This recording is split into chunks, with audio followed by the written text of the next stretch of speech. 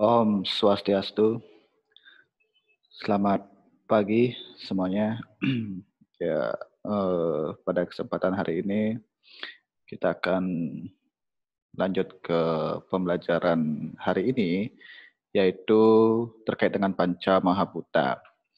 Tapi sebelum melangkah lebih jauh, kita akan belajar terkait dengan Buana Agung dan Buana Alit terlebih dahulu. Karena unsur Panca Mahabhuta itu sangat erat kaitannya dengan eksistensi dari Buana Agung dan Buana Alit itu. Jadi setiap unsur dari Panca Mahabhuta akan membentuk masing-masing dari Buana Agung dan Buana Alit. Tapi sebelum itu kita akan belajar terkait dengan Buana Agung, masa Sresti dan Pralaya menurut Hindu. Jadi mungkin kita sudah ketahui bersama bahwa Buana Agung ya itu ada, kalau misalnya dalam konsep trikona ya, itu ada Utpati, Stiti dan Pralina. Jadi yang bertugas sebagai Utpati atau menciptakan alam semesta ini adalah Dewa Brahma. Yang bertugas sebagai pemelihara atau Stiti itu Dewa Wisnu, dan yang bertugas sebagai Pralaya ya, atau melebur alam semesta ini, Pralina, itu Dewa Siwa. Tapi kita tidak akan bahas secara lebih jauh terkait dengan hal itu, karena fokus kita akan belajar terkait dengan masa Sresti dan Pralaya menurut Hindu. Apa sih masa Sresti sebenarnya? Dan bagaimana penggambaran Pralaya menurut Hindu? Itu yang akan kita pelajari pada hari ini. Anak-anak, kita lanjut ya. Jadi sebelum kita melangkah ke masa Sresti, masa penciptaan, ya, kita harus mengetahui Buana Agung itu seperti apa. Ya, apa itu Buana Agung? Ya, jadi Buana Agung artinya alam raya, dari kata Buana dan Agung. Jadi Buana artinya alam semesta, jagat raya, dan Agung artinya besar. Jadi alam raya yang besar. Yang mana dimaksud alam raya yang besar? Alam semesta ini dan seluruh dari planet-planet, galaksi dan lain sebagainya itu disebut dengan Buana Agung. Ya. Jadi istilah Buana Agung ini itu sering juga disebut jagat raya, makrokosmos, makro itu dia besar, kosmos itu kosmis ya, kosmos alam. Kemudian Brahmanda. Brahmanda itu telurnya Brahman. Jadi planet-planet dan lain sebagainya itu seperti telurnya Brahman atau Brahmanda. Gitu. Nah, sekarang kita akan lebih detail ya. Sesungguhnya penggambaran jagat raya termasuk proses penciptaan itu banyak diuraikan pada kitab-kitab suci Hindu kita, anak-anak. Seperti Berhat Aranyaka Upanishad, Brahmanda Purana, Agastya Parwa, dan sebagainya. Nah, pertanyaannya sekarang, kapan sesungguhnya alam semesta itu tercipta? Ya, tentu hal ini sangat sulit untuk kita pastikan. Jadi karena keterbatasan ya kemampuan dan umur dari manusia itu juga terbatas, dan beberapa peneliti dan ilmuwan ya yang berkaitan dengan alam semesta ini, kosmos ini ya mencoba dan membuat teori tentang penciptaan alam semesta. Tapi tidak satu pun dapat memastikan kapan alam ini tercipta. Itu anak-anak. Jadi menurut kitab-kitab suci Hindu, teori penciptaan jagat raya itu sesungguhnya banyak diuraikan, ya.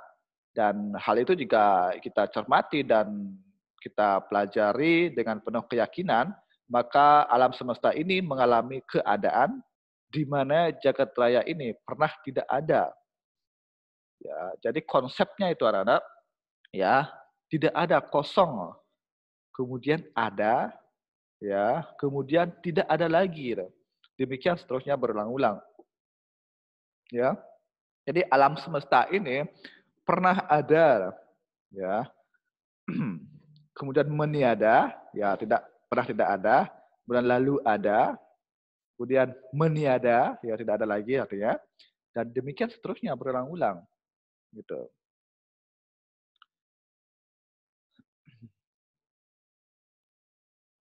Nah, pada saat alam semesta ini mengada, ya, mengada dari tiada itu kemudian mengada, itu disebut dengan masa sresti atau Brahmadiwa atau juga siang hari Brahman.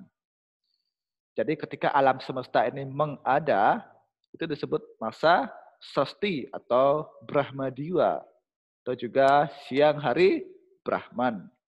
Sedangkan pada waktu alam ini meniada, itu disebut dengan pralaya atau Brahmanakta, ya, atau malam hari Brahman. Kemudian masa sresti digabungkan dengan masa pralaya, ya, siang hari Brahman dengan malam hari Brahman itu digabungkan, itu menjadi satu kalpa atau satu hari Brahman. Nah, proses dari tidak ada menjadi ada alam semesta ini berlangsung secara berjenjang, ya, dalam dari jenjang yang aman halus dan tidak berwujud atau gaib atau skala, ya, sampai pada jenjang yang berwujud dan sangat kasar atau nyata atau disebut juga skala. Nah, anak-anak, kita lanjut. Nah, pralaya dan sresti. Nah, kita mau mulai dari pralaya. Jadi, pralaya adalah masa di mana alam semesta ini tidak ada. Nah, proses pralaya menurut beberapa kitab suci Hindu itu digambarkan yang pertama itu dimulai dari hancurnya ikatan api atau matahari yang kemudian menyebar ke seluruh alam semesta. Ini pralaya. Jadi gambaran pralaya, gambaran peleburan alam semesta itu dimulai dari hancurnya ikatan api atau matahari yang kemudian menyebar ke seluruh alam semesta. Bayangkan betapa panasnya saat akan terjadi pralaya itu. Kemudian yang kedua, dari sebaran api yang sangat dahsyat ini yang menyebabkan semua zat cair menguap, semua zat meleleh, kemudian menguap. Ini penggambaran dari pralaya. Kemudian semua makhluk hidup mati dan hancur. Tentu karena betapa dahsyatnya ikatan api atau matahari ini, tentu semua makhluk hidup akan mati dan hancur. Nah, unsur-unsur panca mahabhuta kembali menjadi atom yang amat halus. Jadi ini penggambaran konsep dan selanjutnya alam jagat raya itu dipenuhi hawa panas, kemerahan dan dentuman halilintar yang sambung menyambung dengan dahsyat. Jadi betapa dahsyatnya nanti ketika pralaya ini, ya. Nah, selanjutnya alam semesta menjadi tidak ada selama satu kalpa atau kurang lebih 432 juta tahun manusia. Satu kalpa itu artinya 432 juta tahun manusia. Itu. Jadi ketika pralaya, ya, alam semesta ini tidak akan ada selama satu kalpa atau satu hari Brahman. Ya, satu hari Brahman itu artinya 432 juta tahun manusia. Nah, pada saat alam ini tidak ada, Tuhan menarik kembali semua manifestasi beliau di alam, kemudian menjadikan diri dalam wujud sepi, kosong dan hampa. Pada kondisi seperti ini, beliau disebut Paramasiwa atau Nirguna Brahman. Itu penggambaran pralaya dalam Hindu. Nah, bagaimana dengan sresti atau masa penciptaan?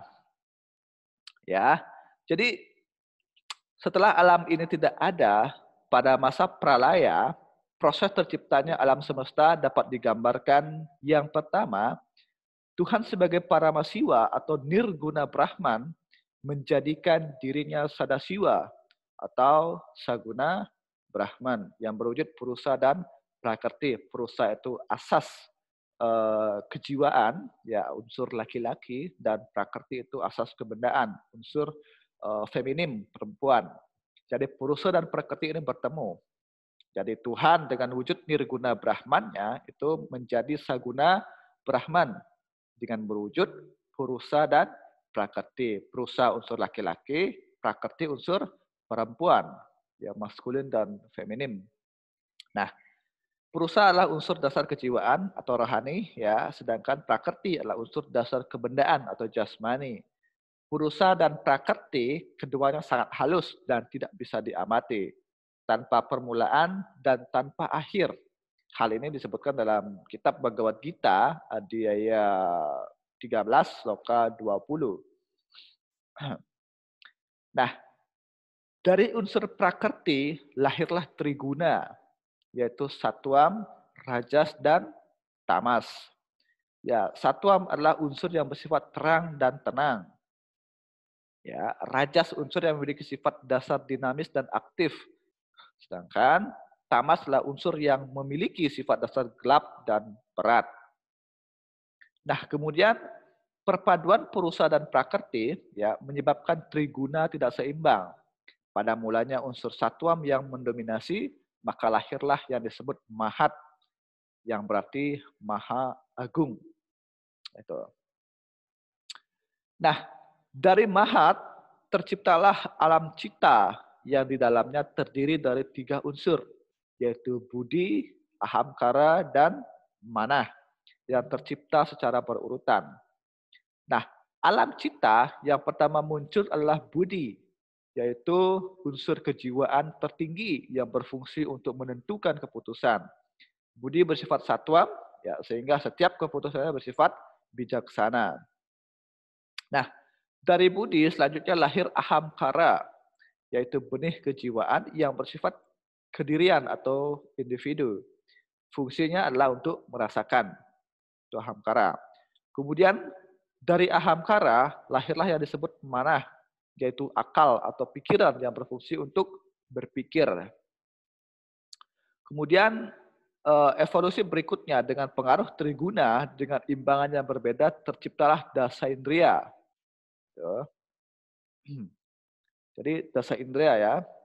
Nah, ini penggambaran masa sresti dan pralaya menurut Hindu ya. Jadi selanjutnya di depan kita akan lanjut terkait dengan teori-teori penciptaan ya. Ya, dalam Hindu itu seperti apa. Kemudian kita akan membahas ya lebih detail bagian dari proses penciptaan itu seperti apa. Ini kita belajar terkait dengan penggambaran dari masa sresti dan perlaya menurut Hindu. Ya. Saya kira itu, jika ada pertanyaan silahkan di komen di bawah ya, dan bisa hubungi nanti ketika ada hal yang tidak paham. Oke, terima kasih atas perhatiannya dan Pak akhiri dengan para pesanti. Om Santi Santi Santi. Om. Terima kasih.